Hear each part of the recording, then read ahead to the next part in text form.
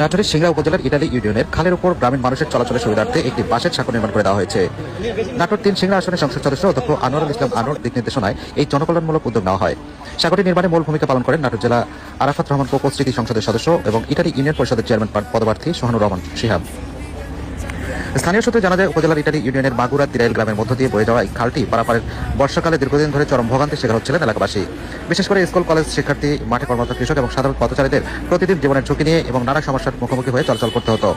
গ্রামীণ অর্থনীতি এবং দৈনন্দিন যাতায়াতের এই স্থবিরতা দূর করতে এবং মানুষের চলাচল সহজ এবং নিরাপদ করতে দ্রুততম সময়ে এই বাঁশের সাঁকোটি নির্মাণ করা হয়। বাঁশের সাঁকোটি নির্মিত হওয়ায় মাগুরা তিরাইল গ্রাম সহ আশেপাশে মানুষের দীর্ঘদিনের যাতায়াত সমস্যার সাময়িক এবং দ্রুত সমাধান হয়েছে। সাঁকোটি দিয়ে এখন অনায়াসে মানুষ পারাপার হতে পারছে।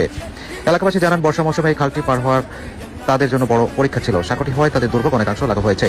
এই সময় উপযোগী উদ্যোগের জন্য তারা সংসদ সদস্য অধ্যক্ষ আনোয়ারুল ইসলাম আনু এবং চেয়ারম্যান পদপ্রার্থী সোহানুর রহমান শিহাব সহ সংশ্লিষ্ট সকলের প্রতি কৃতজ্ঞতা প্রকাশ করেন। বিগত কয়েকদিন আগে আমি জানতে পারলাম যে আমাদের এখানকার